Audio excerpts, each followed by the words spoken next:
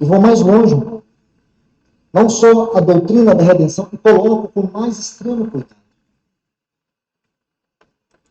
O jardim, no que diz respeito à doutrina da redenção, é uma parte do supremo propósito.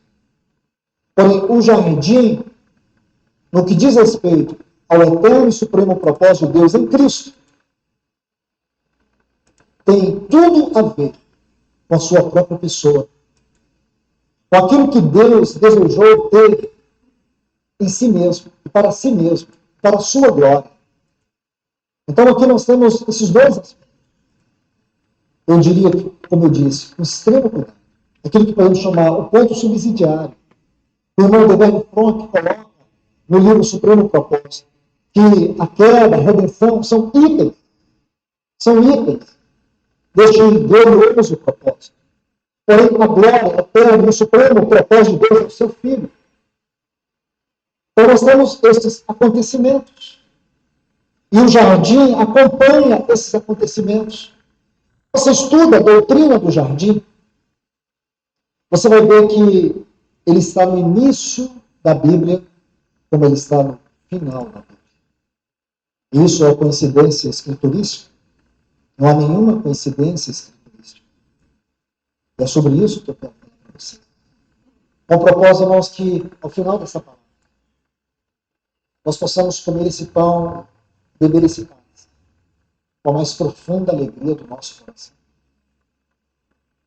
Imaginar o que Deus fez, o que Ele tem preparado para nós, e o que Ele deseja nos falar na figura do jardim.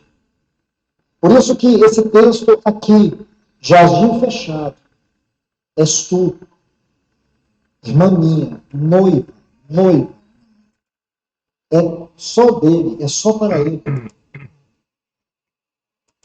Essa frase, por si só, irmão, mas é o suficiente para nós partirmos o pão agora, só meditando e adorando sobre essa frase.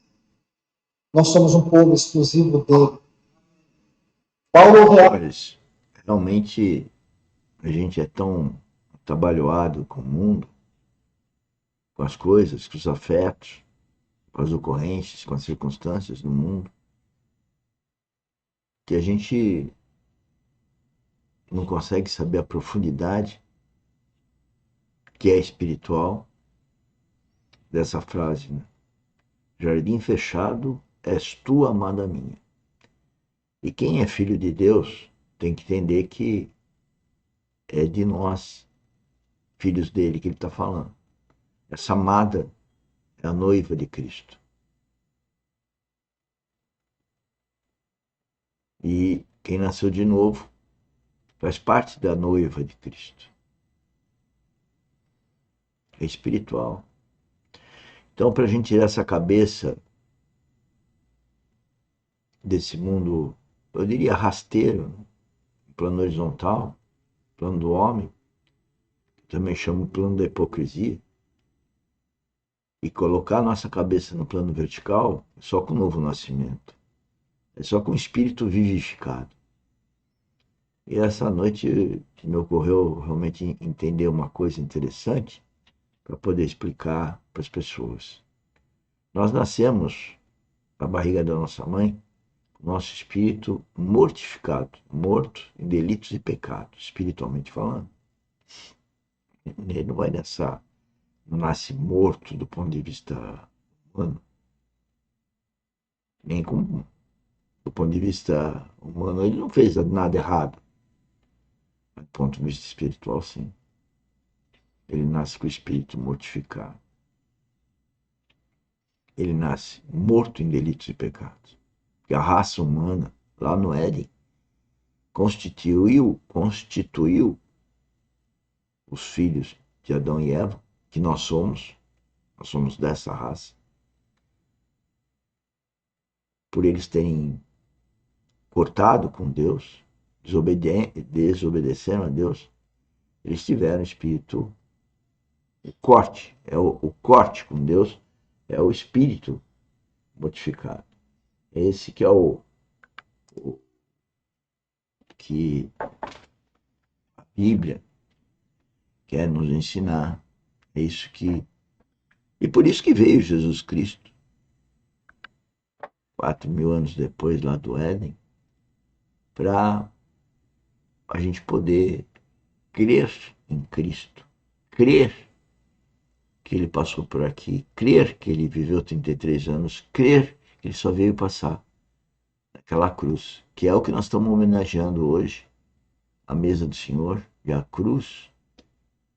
Então, vamos agradecer essa oportunidade que ele nos deu há 2.000 anos e nos dá hoje, pois ele derramou o Espírito Santo e à medida que a gente crê nisso, a gente nasce de novo e tem o Espírito Santo. E aí, a analogia que eu pensei à noite, já tinha escutado isso outras vezes. Imagina uma lâmpada. Então, seu banheiro, seu quarto lá, está com a luz desligada, tem uma lâmpada. Se está desligada, aquela lâmpada não ilumina nada. É assim que a gente nasceu, como se fosse uma lâmpada que está desligada. Só o novo nascimento, que aquela lâmpada então ganha luz, que vem de Jesus Cristo, que vem do Pai, que é a vida espiritual. A forma da gente entender o que seria essa vida espiritual.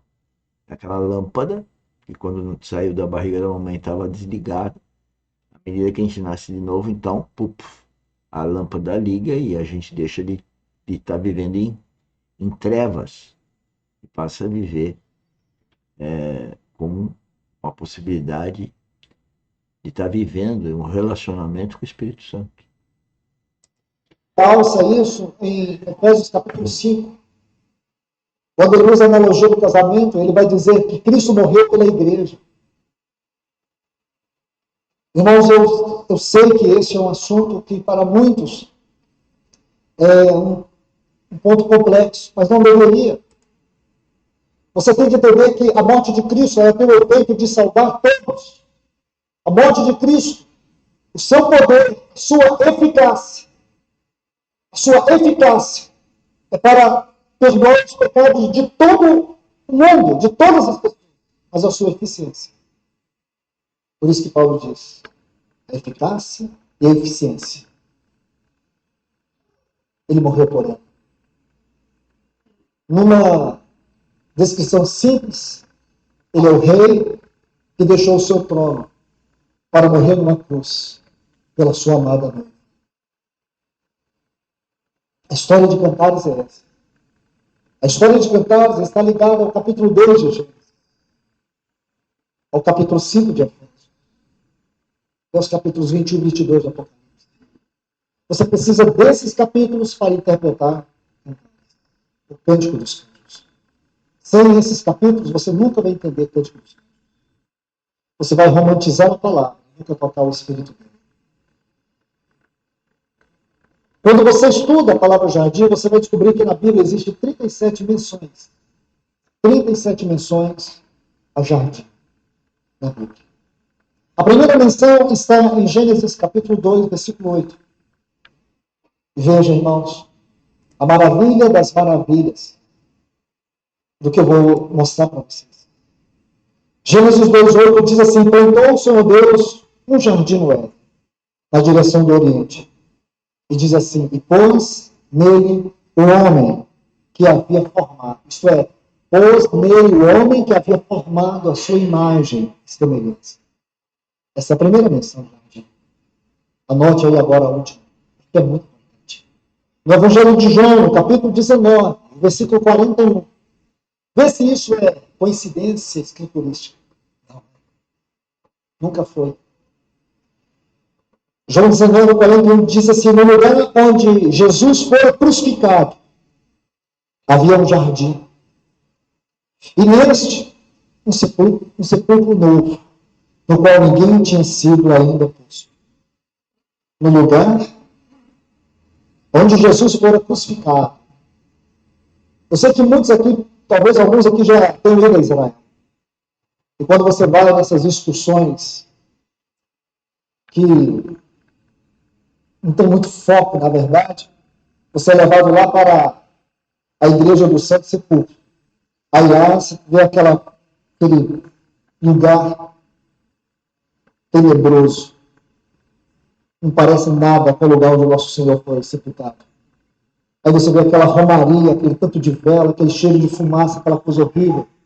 Talvez alguns aqui já foram lá. É horrível de se ver. Mas você pode sair de Jerusalém, caminhar ali por uns 3 quilômetros. Aí você vai ver um lugar. Fiz questão de tirar uma foto dali. Realmente mostra uma caveira. Lá no pé dela tem uma frase escrita em hebraico. Tem um cemitério muçulmano. Está assim: aqui estão os verdadeiros heróis do islamismo. É escrito em hebraico. Essa é a tradução. Aqui estão os verdadeiros heróis do islamismo. Me perdoe o que eu vou dizer. Mas Deus, na sua santa ironia, ele embaixo tem um jardim de borda. E lá tem um sepulcro vazio. Tem um jardim. E lá tem um túmulo aberto. No dia que eu olhei para essa frase, eu li: aqui estão todos os heróis do islamismo. Eu olhei para baixo e vi aquela tumba aberta. Eu disse: mas nenhum deles ressuscitou. Aqui já, túmulo vazio, porque o Rei dos Reis, o Senhor dos Senhores, ele ressuscitou. Então faz sentido esse texto. Rogério esteve lá.